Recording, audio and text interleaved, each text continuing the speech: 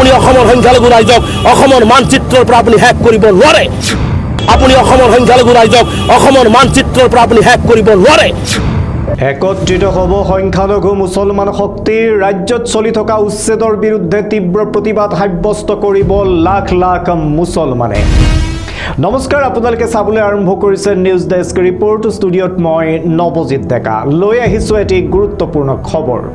একত্ৰিত হ'ব সংখ্যালঘু মুছলমান শক্তি ৰাজ্যত চলি থকা উচ্ছেদৰ বিৰুদ্ধে তীব্ৰ প্ৰতিবাদ সাব্যস্ত কৰিব লাখ লাখ মুছলমানে সাপৰত আজি চলি থকা কৃষক মুক্তি সংগ্ৰাম সমিতি আৰু ছাত্ৰ মুক্তি সংগ্ৰাম সমিতিৰ অনিৰ্দিষ্টকালীন ধৰ্মঘটস্থলীৰ পৰাই আমচুৰ সভাপতি ৰেজাউল কৰিম চৰকাৰে মুখ্যমন্ত্ৰীক প্ৰত্যাহ্বান জনাই ঘোষণা কৰিলে প্ৰতিবাদ কাৰ্যসূচীৰ আপুনি অসমৰ সংখ্যালঘু ৰাইজক অসমৰ মানচিত্ৰৰ পৰা আপুনি হ্যাক কৰিব নোৱাৰে আকৌ কৈছো একত্ৰিত হ'ব সংখ্যালঘু মুছলমান শক্তি ৰাজ্যত চলি থকা উচ্ছেদৰ বিৰুদ্ধে তীব্ৰ প্ৰতিবাদ সাব্যস্ত কৰিব লাখ লাখ মুছলমানে সাপৰত চলি থকা কৃষক মুক্তি সংগ্ৰাম সমিতি আৰু ছাত্ৰ মুক্তি সংগ্ৰাম সমিতিৰ অনিৰ্দিষ্টকালীন ধৰ্মঘটস্থলীৰ পৰাই আমচুৰ সভাপতি ৰেজাউল কৰিম চৰকাৰে মুখ্যমন্ত্ৰীক জনালে প্ৰত্যাহ্বান ৰাজ্যত চলিব কেইবাটাও বিশাল প্ৰতিবাদ উচ্ছেদৰ বিৰুদ্ধে এয়া হ'ব আমচুৰ চতুৰ্থটো প্ৰতিবাদ উচ্ছেদ অভিযানেৰে সেই সকল সংখ্যালঘুৰ মানৱ অধিকাৰ খৰ্ব কৰা হৈছে আশ্ৰয়হীন কৰি ৰাজপথলৈ নমাই অনা হৈছে শিশুৰ পৰা বৃদ্ধলৈ এই অন্যায়ৰ প্ৰতিবাদত ৰাজপথলৈ নামিব লাখ লাখ মুছলমান উচ্ছেদিত মুছলমানক ভূমিপট্টা প্ৰদানৰ দাবীৰে পুনৰ সংস্থাপনৰ দাবী তথা ন্যায্য ন্যায়ৰ দাবীৰে উত্তাল কৰিব প্ৰতিবাদ কাৰ্যসূচীৰে অহা 9 আগষ্টত কোকৰাঝাৰত আমচুৰ লাখ লাখ লোকৰ নেতৃত্বত চলিব প্ৰতিবাদ 11 আগষ্টত ধুবুৰীৰ বিলাসীপাৰাত লাখ লাখ মুছলমানে কৰিব আন্দোলন আমচুৱে লগতে মুখ্যমন্ত্ৰীক হুংকাৰ দিয়ে যে সকলো একত্ৰিত হৈ এনে ধৰণৰ অমানৱীয় কাৰ্যৰ প্ৰত্যুত্তৰ দিব মুখ্যমন্ত্ৰীগৰাকীক আজি মুখ্যমন্ত্ৰী কয় জাতি মাটি ভেটি অসমীয়া জাতি মই স্পষ্টকৈ কৈছো অসমৰ ৰাইজে বুজি পাব হদিয়াৰ পৰা ধুবুৰীলৈকে 10 বছৰ পিছত 20 বছৰ পিছত বুজি পাব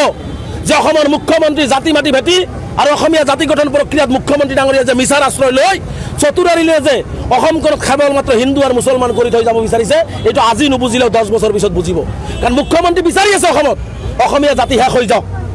অসমীয়া জাতি গঠন প্ৰক্ৰিয়া ভাঙি যাওক ইয়াত কেৱল হিন্দু আৰু মুছলমান থাকক লগতে কয় যে ন্যায় নোপোৱা পৰ্যন্ত চলিব এই গণবিক্ষোভ মুখ্যমন্ত্ৰী হিমন্ত বিশ্ব শৰ্মা ডাঙৰীয়া যি দানৱীয় কায়দাৰে যে অমানৱীয়ভাৱে ধুবুৰী জিলাত উচ্ছেদ কৰি গ'ল আদানীৰ কাৰণে ইয়াৰ পাপৰ ফল কিন্তু মুখ্যমন্ত্ৰী ডাঙৰীয়া ভুগিব লাগিব মুখ্যমন্ত্ৰী ডাঙৰীয়াৰ পৰা আপোনালোকে দেখিছে যে আৱেগিক পৰিৱেশ মানুহৰ যি কান্দনৰ ৰোল মুখ্যমন্ত্ৰীৰ পৰা এটা বস্তু বিচাৰিছে যে আমাৰ ভূমি দিব লাগে এই মানুহখিনি একো বিচৰা নাই মুখ্যমন্ত্ৰীৰ পৰা মুখ্যমন্ত্ৰী ডাঙৰীয়াক মই ধৰ্ণাস্থলীৰ পৰা এটা আহ্বান জনাইছোঁ আপোনাৰ তিল মানুহ যদি মানৱতা আছে তিল মানুহ যদি হৃদয় আছে এই আপুনি আদানীৰ কাৰণে আপুনি যি এই মানুহখিনিক বেঘৰ কৰিলে ধুবুৰী জিলাৰ চিৰাগুটাত এই মানুহখিনিক আপুনি মাটি দিয়াৰ ব্যৱস্থা গ্ৰহণ কৰক তেওঁলোকৰ ঘৰ বাৰী ভাঙি দিয়া হ'ল তেওঁলোকৰ মৌলিক অধিকাৰ খৰ্ব কৰা হ'ল সাংবিধানিক অধিকাৰ খৰ্ব কৰা হ'ল গতিকে সেই অধিকাৰ ঘূৰাই দিবৰ কাৰণে মুখ্যমন্ত্ৰী ডাঙৰীয়াক আহ্বান জনাইছোঁ অন্যথাই মুখ্যমন্ত্ৰী ডাঙৰীয়া আন্দোলনৰ সন্মুখীন হ'বই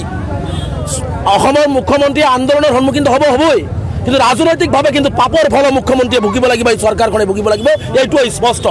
মানুহৰ এটবাল এটবাল চকুৰ পানী কিন্তু মুখ্যমন্ত্ৰী নেদেখিলেও ভগৱান ঈশ্বৰ গড আল্লাই দেখি আছে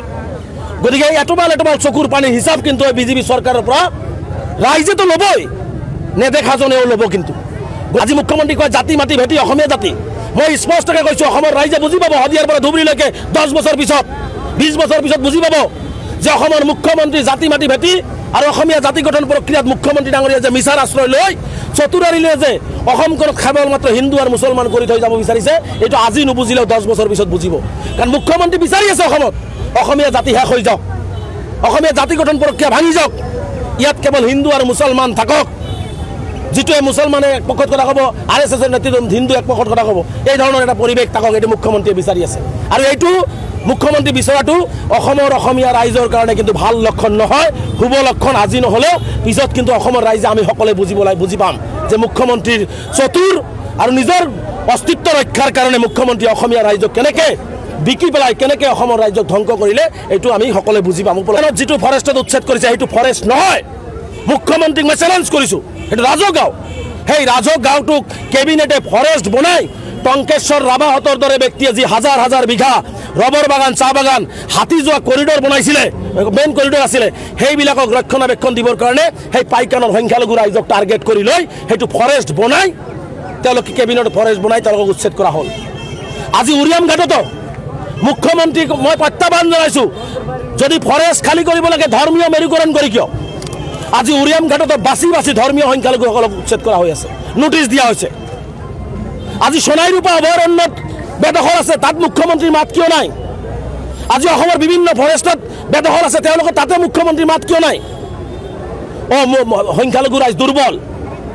সংখ্যালঘু ৰাইজক মাৰি কাটি শেষ কৰিব পৰা যায় গুলি কৰি শেষ কৰিব পৰা যায় মুখ্যমন্ত্ৰীক স্পষ্টকৈ কৈছোঁ আপুনি পুলিচ দি মাৰি গুলি কৰিও আপুনি অৰ্থনৈতিক মানুহখিনিক পংগু কৰি পেলালেও আপুনি অসমৰ সংখ্যালঘু ৰাইজক অসমৰ মানচিত্ৰৰ পৰা আপুনি শেষ কৰিব নোৱাৰে কাৰণ আমি এইখন অসমৰে বাসিন্দা এইখন ভাৰতবৰ্ষৰ নাগৰিক ইয়াৰে অসমীয়া তেওঁৰ যিমান অধিকাৰ আছে আমাৰ সংখ্যালঘু এই সাধাৰণ খাটি খোৱা শ্ৰমিকৰ সমান এই অধিকাৰ এইখন অসমত আমাৰ সংবিধানে আমাক দিছে গতিকে এই মুহূৰ্তত গণতন্ত্ৰ সংকটত সংবিধান সংকটত গতিকে মই অসমবাসী ৰাইজক পুনৰবাৰ আহ্বান জনাইছোঁ যে হিমন্ত বিশ্ব শৰ্মা ডাঙৰীয়াৰ ৰাজনৈতিক কুচক্ৰান্তৰ পাখা খেলত আবদ্ধ নহয় আমি সকলোৱে মিলিজুলি এই ধৰণৰ অমানৱীয় অত্যাচাৰ বন্ধ কৰিব লাগে আৰু আজি ধৰ্ণাস্থলীৰ পৰা আমি দাবী উত্থাপন কৰিছোঁ যিসকলৰ ভূমি নাই ভূমিহীন মানুহ তেওঁলোকক ভূমি দিয়াৰ ব্যৱস্থা গ্ৰহণ কৰিব লাগে আৰু চৰকাৰে যদি ক'ৰবাত ভূমি ল'ব লগা আছে আমি কৈছোঁ উচ্ছেদ বিৰোধী আমি নহয় কিন্তু আলোচনাৰ জৰিয়তে মুখ্যমন্ত্ৰী পিছফালে দি পুলিচ লগাই গুলি কৰি কিয় মুখ্যমন্ত্ৰী আগেদি সন্মুখেদি আহি আলোচনা কৰি ভূমিহীন মানুহক ভূমি দিয়াৰ ব্যৱস্থা গ্ৰহণ কৰক 30 লাখতকৈ অধিক মানুহ ব্ৰহ্মপুত্ৰৰ কবলত গৃহহীন হৈছে 20 লাখতকৈ অধিক বিঘা মাটি সংখ্যালঘু ৰাইজৰ ব্ৰহ্মপুত্ৰৰ কবলত আছে সেই মানুহখিনি থাকিব ক'ত জীয়াই থকাৰ তো অধিকাৰ লাগিব তেওঁলোকে থাকিব লাগিব সেইকাৰণে ক'তবা তেওঁলোকে চৰকাৰী মাটিত আশ্ৰয় লৈছে তাৰ কাৰণে কি হিমন্ত বিশ্ব শৰ্মাক সকলো অধিকাৰ দিয়া হৈছে নেকি তুমি গুলি কৰা মাৰি খেদি পঠাই দিয়া এইবোৰ মুখ্যমন্ত্ৰী ডাঙৰীয়া বন্ধ কৰক কিছুমান সংগঠনৰ নেতাক নমাই দিছে সাম্প্ৰদায়িক হিংসা বিদ্বেষ বিয়পাই সাধাৰণ শ্ৰেণী মানুহক ৰাস্তাত কাণত ধৰাই গাড়ী চেক কৰাই এটা অপ্ৰীতিকৰ পৰিস্থিতি নগাঁও আৰু কলিয়াবৰত কৰি আছে গতিকে মুখ্যমন্ত্ৰী আৰু নগাঁও জিলা আয়ুক্ত আৰু আৰক্ষী অধীক্ষকগৰাকীয়ে নগাঁৱত কি গুণ্ডা নমাই দিছে নেকি চৰকাৰে একফালে যে অন্যায় কৰি আছে গুলি কৰি আছে অত্যাচাৰ কৰিছে তাৰপিছতো কিছুমান মাংস নোহোৱা সংগঠনৰ নেতাক ফিল্ডত নমাই দি হিয়াল দত্তৰ দৰে ৰাজনৈতিক নেতাবিলাকক ফিল্ডত নমাই দি পেলাই তেওঁলোকে অসমখনক কি কৰিব বিচাৰিছে মুখ্যমন্ত্ৰী ডাঙৰীয়াই গতিকে নগাঁৱৰ আৰক্ষী অধীক্ষকগৰাকীয়ে যদি ইমিডিয়েট একশ্যন নলয় ভাৰতীয় নাগৰিকৰ ওপৰত ৰাস্তাত যি অত্যাচাৰ চলোৱা হৈছে তেনেহ'লে কিন্তু আমিও ৰাজপথত ওলাবলৈ বাধ্য হ'ম এইটোৱে আমাৰ দাবী মুখ্যমন্ত্ৰী এইখিনি পূৰণ কৰক যদি তিলমান হৃদয় আছে আৰু যদি মুখ্যমন্ত্ৰী এইখিনি পূৰণ নকৰি কেৱল মাত্ৰ গাদী ৰক্ষাৰ কাৰণে এই ধৰণৰ অত্যাচাৰ চলাই থাকে অসমত কিন্তু এক ভয়াৱহ গণতান্ত্ৰিক আন্দোলনৰ সন্মুখীন মুখ্যমন্ত্ৰী হ'ব লাগিব এইটো স্পষ্ট আমচুৰ পৰা কৈ দিছোঁ অহা 11 তাৰিখে ধুবুৰী জিলাৰ এই মানুহখিনি যিহেতু এতিয়ালৈকে ন্যায় পোৱা নাই ভূমি পোৱা নাই আদানীৰ কাৰণে এই মানুহখিনি ঘৰ বাৰী ভাঙি দিয়া হৈছে উচ্ছেদ কৰি দিয়া হৈছে আজি মুকলি আকাশৰ তলত আছে তিৰপল টানি ৰাস্তাত আছে তাৰো তিৰপলবিলাক ধুবুৰী জিলা আয়ুক্তই টানি টানি চাঙি দিছে ধুবুৰী জিলা আয়ুক্ত কোনে অধিকাৰ দিলে যে এজন সাধাৰণ দুখীয়া শ্ৰেণী ঘৰ ভাঙি মানুহ দিয়া তিৰপল টানি ছিঙিবৰ কাৰণে তোৰ ল'ৰা ছোৱালী নাই তোৰ মাক দেউতাক নাই তেওঁলোকৰ পৰিয়ালৰ যদি এই অৱস্থা হ'লেহেঁতেন তেওঁলোকে কি কৰিলেহেঁতেন গতিকে ধুবুৰী জিলা আয়ুক্তগৰাকীক স্পষ্টভাৱে সকীয়াই দিছোঁ যদি আপুনি এনেকুৱা ধৰণৰ হিমন্ত বিশ্বৰ চুতুলি ব্যৱতাই আপুনিও হিটলাৰী শাসন চলাই ধুবুৰী জিলাও কিন্তু স্তব্ধ কৰি দিয়া হ'ব গণতান্ত্ৰিক আন্দোলনৰ জৰিয়তে আৰু অহা 11 তাৰিখে এইসকল মানুহক পুনৰ সংস্থাপনৰ দাবীত ধুবুৰী জিলাৰ বিলাসীপাৰাত গণবিক্ষোভ কাৰ্যসূচী লৈ লক্ষাধিক মানুহেৰে আমি প্ৰতিবাদ সাব্যস্ত কৰি এই মানুহখিনিক অধিকাৰ দিয়াৰ বাবে আমি ৰাজপথত ওলাই আহিম এতিয়াৰ বাতৰিৰ পৰা মই নৱজিত ডেকাই বিদায় লৈছোঁ শুদ্ধ আৰু বিস্তৃত বাতৰিৰ বাবে চাই থাকিব নিউজ ডেস্ক ৰিপৰ্ট